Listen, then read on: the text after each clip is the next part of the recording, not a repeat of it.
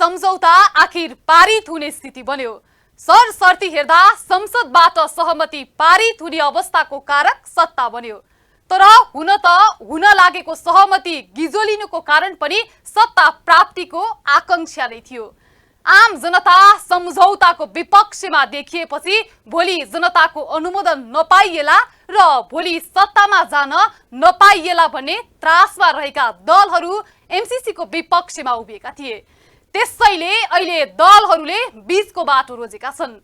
जनताले पत्याउलान् कि नपत्याउलान् त्यो भोलि थाहा होला। नमस्कार, यो न्यूज एट टुडे, म तुलसी अरियाल। आखिर संसदबाट एमसीसी पारित भयो। यत्रो समय किन गिजोलिएको, अहिले किन पारित गरियो? बुझि नसक्नु छ, राष्ट्रघाती नै थियो। एमसीसी भने कुनै पनि हालतमा पारित नहुनु पर्ने थियो। राष्ट्रहितमा नै थियो भने पनि धेरै पहिला पारित भइसक्नु पर्ने हो।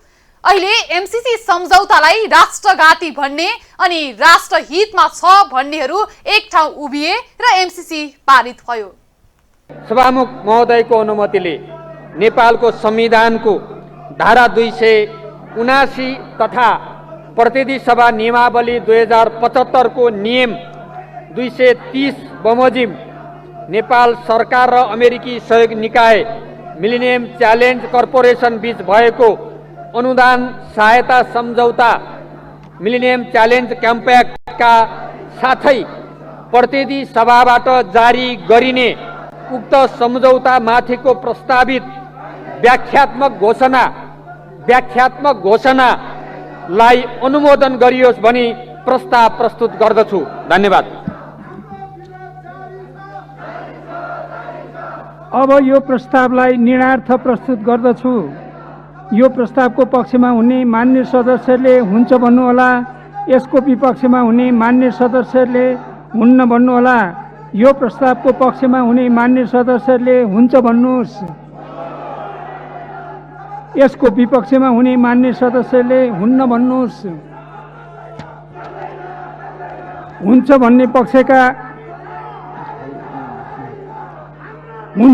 पक्षका मान्य सदस्यहरूको बहुमत भएकोले नेपाल सरकार र अमेरिकी सहयोग निकाय मिलेनियम च्यालेन्ज कर्पोरेसन बीच भएको अनुदान सहायता सम्झौता मिलेनियम च्यालेन्ज कम्प्याक्टका साथै प्रतिनिधि सभाबाट उक्त सम्झौतामाथिको प्रस्तावित व्याख्यात्मक घोषणालाई नेपालको संविधानको धारा 279 तथा प्रतिनिधि सभा नियमावली 2075 को नियम 230 बमोजिम अनुमोदन गरियोस् भन्ने प्रस्ताव पारित भएको घोषणा गर्दछु।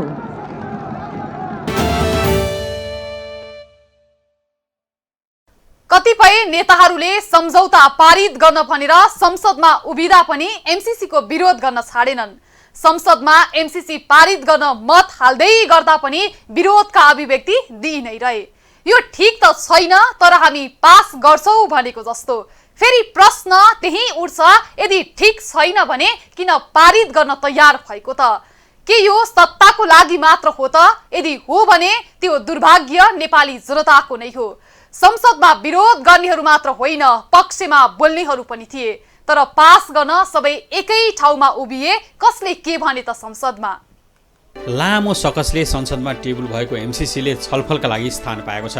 संसदमा टेबल भएको करिब एक सातापछि बल्ल बल्ल एमसीसीले छलफलका लागि संसदमा स्थान पाएको हो। प्रतिनिधि सभाको आइतबारको बैठकमा अर्थमन्त्री जनार्दन शर्माले नेपाल सरकार र अमेरिकी सहयोग मिलेनियम च्यालेन्ज कर्पोरेसन एमसीसी बीच भएको अनुदान सहायता सम्झौतामाथि सामान्य छलफल गरियोस् भन्ने प्रस्ताव पेश गरेसँगै यस सम्बन्धी छलफल प्रारम्भ भएको हो। प्रतिपक्षी दल एमालेको हल्लाका बीच अमेरिकी सहयोग परियोजना एमसीसी माथिको छलफल अघि बढेको थियो। अन्य दिन जस्तो संसदमा प्रमुख प्रतिपक्षी नेकपा एमालेले आइतबार पनि संसद अवरोध गरेको थियो। आफ्नो पुरानै माग राख्दै आइतबारको प्रतिनिधि सभा बैठक पनि अवरोध गरेको एमालेको रणनीतिलाई बेवास्ता गर्दै बैठकमा सम्झौतामाथि सैद्धान्तिक छलफल सुरु भएको थियो। छलफलमा भाग लिन चाहने सांसदहरूको लागि 5 मिनेटको समय छुट्याइएको थियो। बैठकमा एमसीसीको पक्ष तथा विपक्षमा रहेका सांसदले आफ्नो धारणा राखे। छलफलमा भाग लिँदै नेकपा एकीकृत समाजवादी पार्टीका सम्मानित नेता तथा पूर्व प्रधानमन्त्री झलनाथ खनालले संसदलाई एमसीसी सम्झौता पारित नगर्न आग्रह गरेका छन्। प्रतिनिधि सभा एमसीसी प्रस्तावमाथि सामान्य छलफलमा भाग लिँदै खनालले आफू जनताको प्रतिनिधि भएकोले कुनै पनि सन्धि सम्झौतालाई राम्ररी अध्ययन गरेर मात्र पारित गर्नुपर्ने बताए। अमेरिकाले हामीलाई कुनै दया मायाले दिने कुरा मात्र होइन, यो हाम्रो हकको कुरा हो। 50 करोड डलर नेपालले पाउने आफ्नो हकको कुरा हो, हामी हकको साथमा लिन्छौँ। तर त्यो संयुक्त राष्ट्र सङ्घको नियम अनुरूप, अन्तर्राष्ट्रिय कानुन अनुरूप, अन्तर्राष्ट्रिय प्रचलन अनुरूप, भियना कन्भेन्सन अनुरूप हामीले पाउनुपर्छ, हामीले सम्मानका साथ पाउनुपर्छ। दुवै देशको सार्वभौमसत्तालाई समान ढङ्गले मानेर पाउनुपर्छ।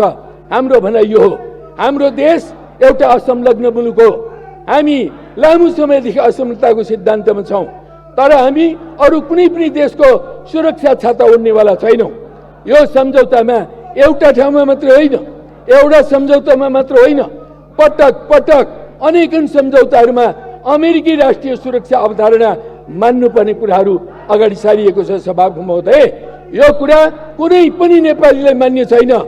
2 करोड 92 लाख नेपालीलाई मान्य छैन यो कुरा।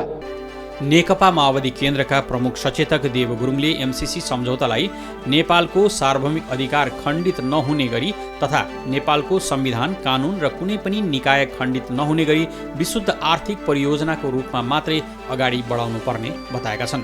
राष्ट्रिय स्वाधीनतासँग जोडिएको मुद्दामा सहमति कायम गरौँ। आर्थिक परियोजनाको सन्दर्भमा विमति होइन, आर्थिक परियोजना दिन सक्ने कुरालाई चाहिँ अन्यथा मान्ने कुरो होइन। विगत कालमा थुप्रै आर्थिक परियोजनाहरू सञ्चालन भएका चाहिँ छन्, तर यो आर्थिक परियोजना चाहिँ शीर्षक मात्र आर्थिक परियोजनाको रूपमा आयो। त्यसका कन्टेनहरू, त्यसका धारा उपधाराहरू, दफाहरू, प्रावधानहरू चाहिँ नेपालको सार्वभौम अधिकारलाई खण्डित गर्ने, नियन्त्रण गर्ने प्रक्रियाबाट आएको हुनाले यसमा गम्भीर रूपले प्रश्न उठेको छ। नेपालको सार्वभौम अधिकारलाई खण्डित नहुने गरिकन, नेपालको संविधान खण्डित नहुने गरिकन, नेपालको राष्ट्रिय कानुन खण्डित नहुने गरिकन, नेपालको सरकारलाई नियन्त्रण नगर्ने गरिकन, नेपालको संसद, नेपालको अदालत, नेपालको चाहिँ सुरक्षा निकायहरू कुनै पनि अङ्गलाई खण्डित नहुने गरिकन र यो परियोजना विशुद्ध आर्थिक परियोजना मात्रै सीमित रहने प्रक्रियाबाट लैजान पर्ने हुन्छ र त्यो प्रक्रियाबाट जान सक्ने अवस्था भयो भने यसले सकारात्मक रूप दिन सक्छ। अन्यथा नेपालको सार्वभौम अधिकार आर्थिक परियोजनाको नाममा नेपालको सार्वभौम अधिकार खण्डित गर्ने प्रक्रियाबाट गयो भने नेपालको स्वाधीनतामाथि गम्भीर सङ्कट पैदा हुनेछ। नेकपा एमालेका नेता भीम रावलले एमसीसी सम्झौता संसदबाट पारित गर्न नहुने बताएका छन्। रावलले एमसीसी सम्झौता संसदमा पेश गरेर सरकारले राष्ट्रप्रति नै गद्दारी गरेको बताएका छन्। राष्ट्रिय सार्वभौमसत्ता, स्वाधीनता, स्वतन्त्र, स्वाभिमान र हितमा दीर्घकालीन रूपमा आघात पुर्याउने प्रावधानहरू र नेपाली जनताले देशव्यापी रूपमा उठाएको आवाजप्रति व्यवस्था गर्दै निहित सत्ता स्वार्थका लागि जबरजस्ती सम्झौता अनुमोदन गराउन खोज्ने नेपाली काङ्ग्रेसको नेतृत्वको सरकारको गैरजिम्मेवार कार्यको म भत्सना गर्दछु। सत्ता र कुर्सीका लागि राष्ट्रिय स्वाधीनता र हितलाई गौण ठान्ने सोच र व्यवहार निन्दनीय छ। सङ्कल्प प्रस्तावका र व्याख्यात्मक टिप्पणीबाट सम्झौताका राष्ट्रघाती प्रावधानहरू सच्याइने कुरा गर्नु जनतालाई ठग्नु मात्र हो। यस्तो कुरा महाकाली सन्धि अनुमोदन गर्ने बेलामा निरर्थक सङ्कल्प प्रस्ताव जस्तै हो। अत राष्ट्रिय स्वाधीनता र हितको पक्षमा सशक्त रूपमा उठ्न देशभक्त नेपालीहरूलाई हार्दिक आह्वान गर्दछु।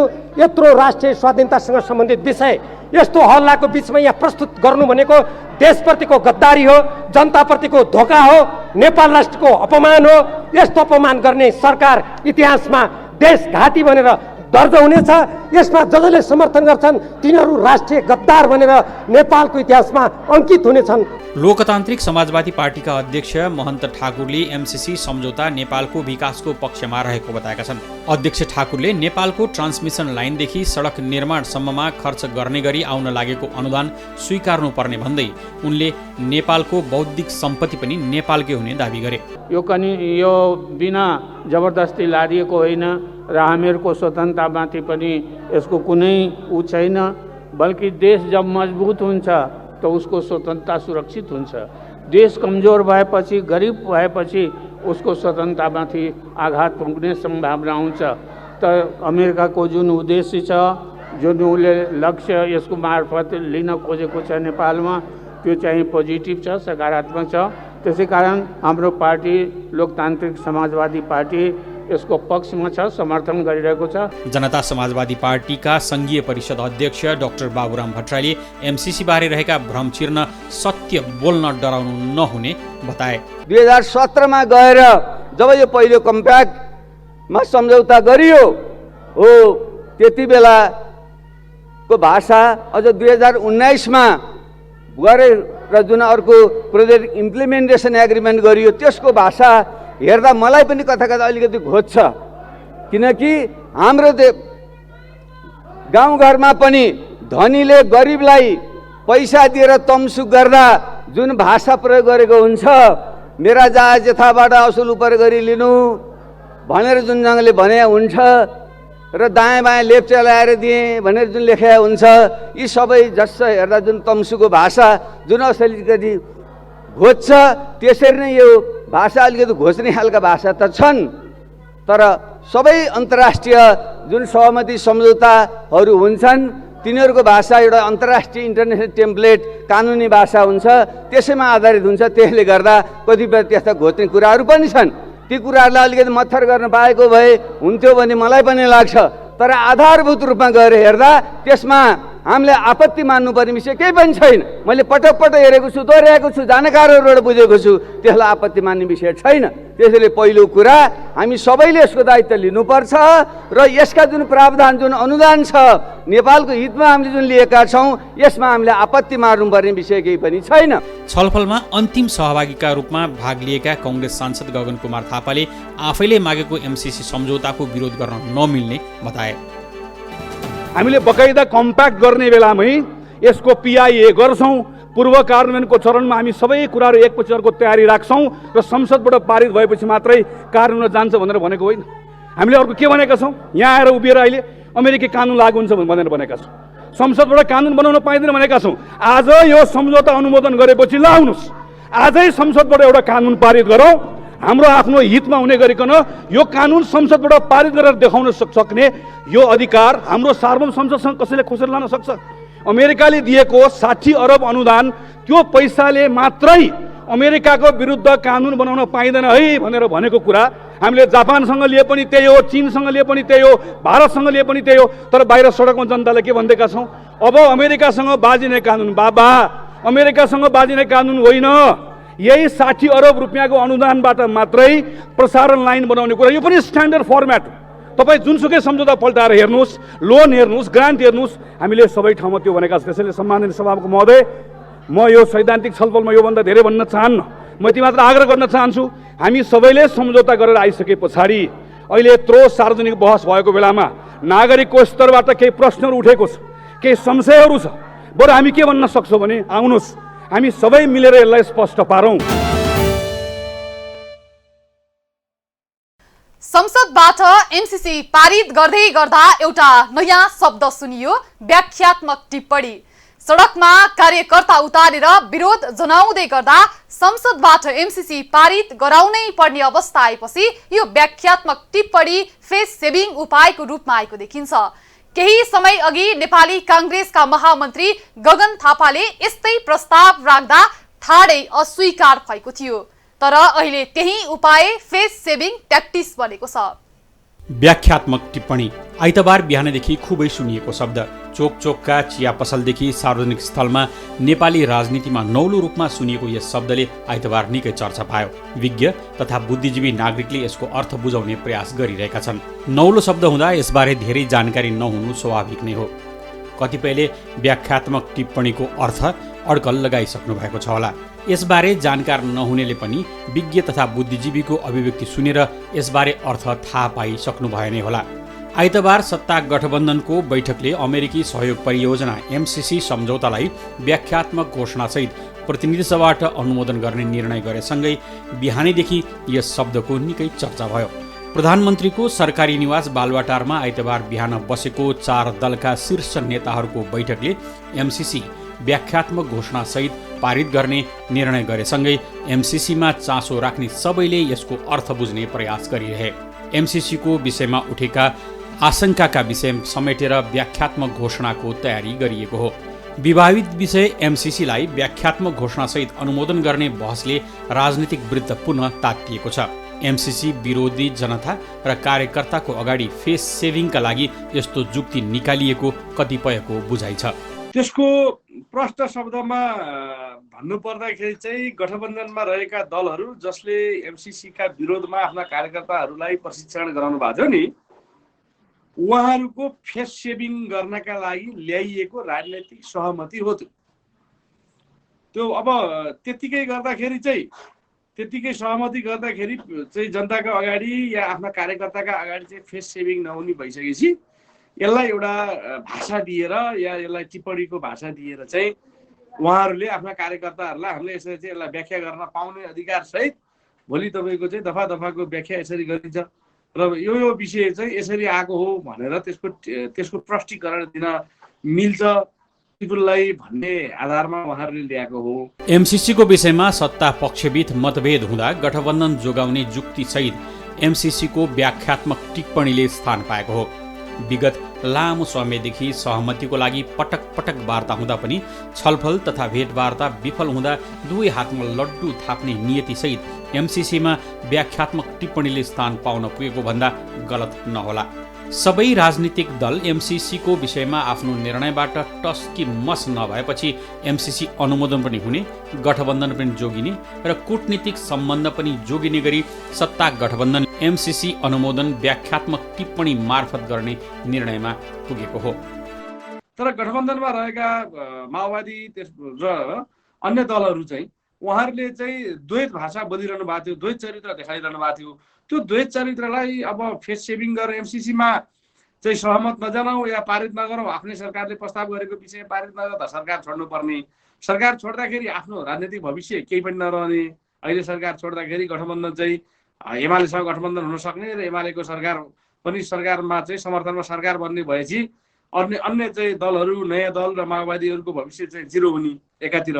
अब तपाईँको पास गरौँ भने कार्यकर्तासँग देखाएको आडम्बरपूर्ण भाषाहरू र तपाईँको चाहिँ आफूले कार्यकर्तालाई पारेका भ्रमहरूमा चाहिँ फेरि कार्यकर्तालाई के भन्ने कुराहरू चाहिँ उहाँलाई अब कस्तो शाब्दिक सङ्कट पर्यो कि नैतिक सङ्कट होइन। सामान्य अर्थमा व्याख्यात्मक टिप्पणी भनेको दुवै पक्षबीच सम्झौतामा देखिएको असहमति तथा आशंकालाई चिरफार गर्ने प्रयास हो। अन्तर्राष्ट्रिय कानुनमा व्याख्यात्मक घोषणालाई सम्झौताको एक पक्षीय घोषणाको रूपमा लिइन्छ, तर यसले सम्झौतामा कुनै पक्षको असहमतिलाई स्पष्ट रूपमा व्याख्या गर्ने भएकोले यसलाई शर्त सहितको सम्झौताको रूपमा लिने गरिन्छ। यदि ती शर्तहरू तलमाथि भएको खण्डमा सम्झौता स्वतः खारेज भएको मानिने भएकाले पनि अर्को पक्षलाई समेत शर्तमा उल्लेख भएका कुराहरू परिमार्जन नगर्न नैतिक बाध्यता यसले सिर्जना गर्छ। यो शर्तबाट फरक गतिविधि भएको खण्डमा सम्झौता स्वतः भङ्ग हुन्छ। अन्तर्राष्ट्रिय स्तरमा प्रचलित व्याख्यात्मक टिप्पणीलाई नेपालले पनि एमसीसी सम्झौतामा प्रयोग गर्ने निर्णय गरेको हो, तर नेपालको संवैधानिक हैसियतमा कुनै पनि व्यवस्था तथा सन्धि ऐनको कुनै पनि दफाले व्याख्यात्मक टिप्पणीलाई स्थान दिएको छैन। संविधानको धारा 269ले सन्धि वा सम्झौताको अनुमोदन, सम्मिलन, स्वीकृति वा समर्थनमा पनि नेपालको भौगोलिक अखण्डतामा प्रतिकूल असर पर्ने गरी कुनै पनि सन्धि वा सम्झौता गरिने छैन भनेर स्पष्ट भनेको छ। अब संवैधानिक हैसियतले हेर्ने हो भने चाहिँ व्याख्यात्मक टिप्पणी भन्ने कुरो चाहिँ संविधानको धारा 279 त्यसपछि गएर सन्धि ऐनको चाहिँ कुनै पनि प्रावधानहरू कुनै पनि दफाहरू ती दफाहरूले व्याख्यात्मक टिप्पणी चाहिँ भन्दैन कि व्याख्यात्मक टिप्पणीलाई सम्झौता सरह नै तपाईँको पार्लियामेन्टमा प्रतिनिधि सभामा पेश गरेर प्रतिनिधि सभाको बहुमतले त्यसलाई पनि व्याख्यात्मक टिप्पणी पनि पास गरियो भनेर भन्यो भने चाहिँ त्यो एउटा दस्तावेज हुनसक्छ। केही हदमा तपाईँको कानुनी बन्देजयुक्त दस्तावेज हुनसक्छ, त्यो कानुनमा बाँधिएको दस्तावेज हुनसक्छ। अदरवाइज तपाईँको चाहिँ त्यो पनि नगर्ने र त्यसलाई व्याख्यात्मक टिप्पणी सहित पारित गर्ने भन्ने कुराले चाहिँ त्यो कानुनी दस्तावेज हुन सक्दैन र त्यसलाई तपाईँको चाहिँ अदालतमा गएर च्यालेन्ज गर्न सक्ने या त्यो व्याख्यालाई अदालतमा प्रश्न उठाउन सक्ने ठाउँ चाहिँ हुन्छ भन्ने मलाई चाहिँ लाग्दैन। गठबन्धन पनि बच्ने, एमसीसीमा देखिएको समस्या पनि हल हुने अर्को बखेडाको रूपमा व्याख्यात्मक टिप्पणीलाई बुझिएको छ। लामो समयदेखि संसदमा एमालेको अवरोध अनि सभामुख अग्नि प्रसाद सापकोटाको बहिर्गमन रोक्न पनि यस्तो जुक्ति निकालिएको कतिपयको बुझाइ छ। पछिल्लो समय एमसीसीका केही विवादित विषयलाई लिएर मुलुकभर एमसीसीको समर्थन भन्दा पनि विरोध बढी छ। कतिपयले एमसिसीलाई इन्डो पेसिफिक रणनीतिको रूपमा लिएका छन्। एमसिसीको अर्को विवादित विषय भनेको एमसिसीमा उल्लेखित कुनै पनि परियोजनामा नेपालले भारतको अनुमति लिनुपर्ने भन्ने आम बुझाइले पनि एमसिसी सहजै स्वीकार्न सकिएको छैन। सरकारले बुटवल गोरखपुर प्रसारण लाइन बनाउँदा भारतसँग पूर्व सहमति लिनुपर्ने सम्झौतामा उल्लेख गरिएको तर अन्य परियोजनामा भारतको कुनै सहमति लिनु नपर्ने प्रश्न पारिसकेको छ। सत्ता गठबन्धनले एमसिसीको विषयमा जति पनि विवादित विषय छन् ती सबैलाई प्रश्न पार्न तथा एमसिसीको विषयमा उठेका प्रश्नको जवाब दिन व्याख्यात्मक टिप्पणी सहित अनुमोदन गर्ने तर्खर गरेको हो। एमसिसीको विषयमा देखिएको विवादित विषयको पनि छिनोफानो लाग्ने, सत्ता गठबन्धन पनि बच्ने र कूटनीतिक सम्बन्ध पनि बलियो हुने हुँदा सत्ता गठबन्धनले मुलुककै सबैभन्दा बढी विवादित विषय एमसिसीलाई व्याख्यात्मक टिप्पणी सहित अनुमोदन गरिएको हो।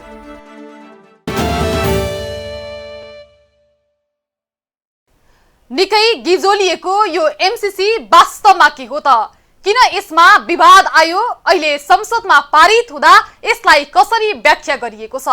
अमेरिकाले अघि ल्याएको यो सम्झौताको बारेमा अमेरिका के भन्छ अनि अहिलेसम्म नेपाललाई चित्त नबुझेका कुरा के थिए? यो रिपोर्टमा हेरौं। सन् 2017मा नेपालले हस्ताक्षर गरेको एमसिसी सम्झौता ठीक वा गलत भन्ने बहस सुरु भएको लामो समय भयो। विक्रम सम्वत 2074 सालको भदौ 29 गते वाशिंगटनमा एमसिसी सम्झौतामा नेपालको तर्फबाट तत्कालीन अर्थमन्त्री ज्ञानेन्द्र बहादुर कार्कीले हस्ताक्षर गरेका थिए। त्यस लगत्तै यस विषयमा चर्चा परिचर्चा सुरु भएको हो। जति धेरै चर्चा परिचर्चा र विवादित बनेको एमसिसी सम्झौता के हो त? यसबारे निकै बहस भइसकेका छन्। एमसिसी पास भइरहँदा के हो एमसिसी फेरि एकपटक हेरौं है त। एमसिसी अमेरिकाले नेपालको विकासमा हातेमालो गर्दै अघि बढ्ने भन्दै तयार पारेको गुरु योजना हो।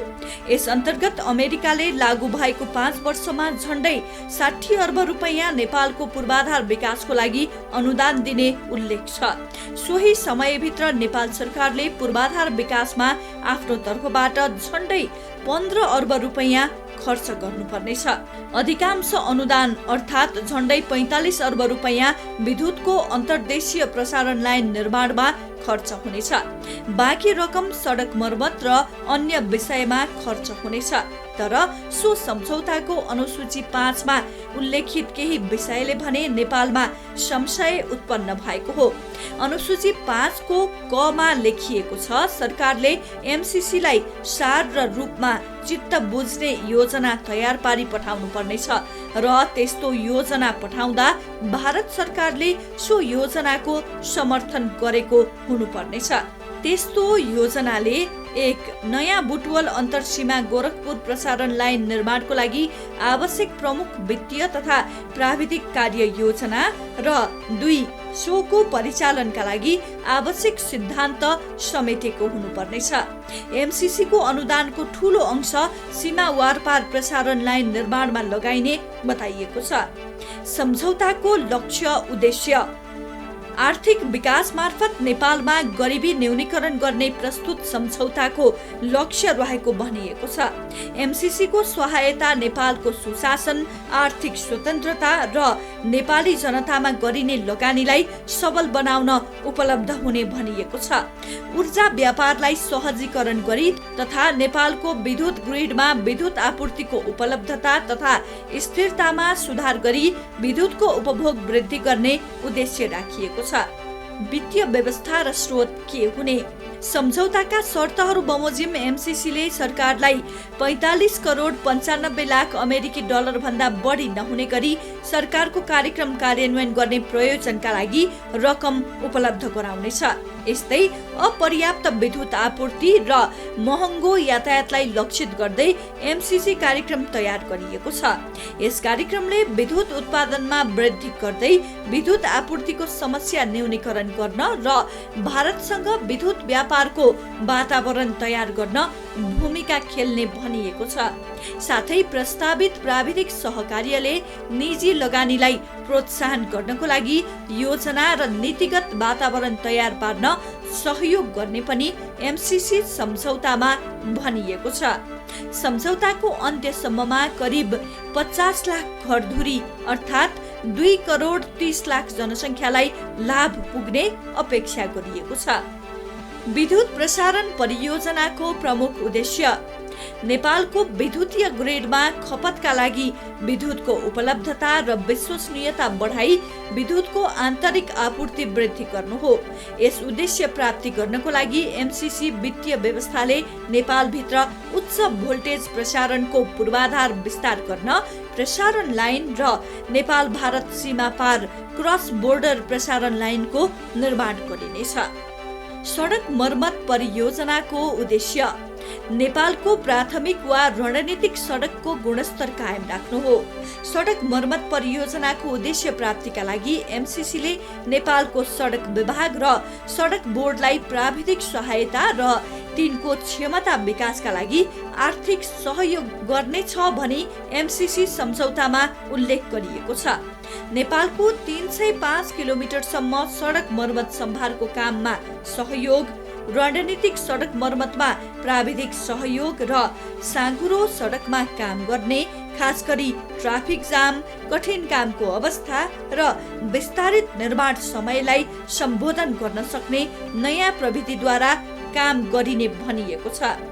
यसरी हेर्दा विकास निर्माणकै लागि अनुदानको रूपमा एमसीसी देखिए पनि यसले नेपालमा केवल विकासको उद्देश्य लिएको छैन, यसको उद्देश्य सामरिक पनि छ भनेर यसको विरोध हुँदै आएको छ। अमेरिकी सामरिक रणनीति इन्डो पेसिफिक रणनीति अन्तर्गत नै यो एमसीसी हो भनी अमेरिकी सांसदले दिएको अभिव्यक्तिले पनि यसलाई विवादित बनाएको हो। एमसीसी नेपालको संविधान भन्दा पनि माथि रहनेछ भन्ने प्रावधान सम्झौतामा छ भन्दै यसको विरोध हुने गरेको छ। तर एमसीसीले नेपालको संविधान भन्दा माथि यो सम्झौता छैन भनेर स्पष्टीकरण दिइसकेको छ। त्यसैगरी एमसीसी कार्यान्वयनमा ल्याउने नेपाली निकाय एमसीए नेपाल सरकार अन्तर्गतकै एउटा निकाय हुने भएकाले यसको लेखा परीक्षणको विषयमा रहेको विवादलाई समेत नकार्दै एमसीसीले लेखा परीक्षण नेपालकै महालेखा परीक्षकले गर्ने जनाएको छ। करका सम्बन्धमा रहेका विवादको सम्बन्धमा एमसीसी अन्तर्गत प्राप्त हुने कोष अनुदान भएकोले अनुदानमा कर नलाग्ने तर त्यसका कर्मचारीले लिने सेवा सुविधामा भने नेपालकै कानून अनुसार आयकर लाग्ने जनाइसकेको छ। नेपालमा कुनै पनि योजना समयमै नसकिने र पूरा पनि नहुने अवस्थामा यो आयोजना समयमै पूरा होस् भनी केही पूर्व शर्त राखिएको पनि एमसीसीले जनाएको छ। नेपाल सरकारको अर्थ मन्त्रालयले सहमतिबारे उठेका विवादहरूको विषयमा एमसीसीलाई केही प्रश्न उठाएको थियो। त्यसको पनि एमसीसीले जवाफ पठाइसकेको छ। तर पनि जनता आश्वस्त हुन सकेका छैनन्। निकै गिजो लिएको यो सम्झौता पारित गर्न संसदमा व्याख्यात्मक घोषणा प्रस्ताव पनि गरिएको छ। जनता र विरोधमा भएकालाई आश्वस्त पार्न गरिएको यो प्रस्ताव कति आधिकारिक वा महत्त्वपूर्ण हुन्छ त्यसमा पनि विवाद सुरु भएको छ।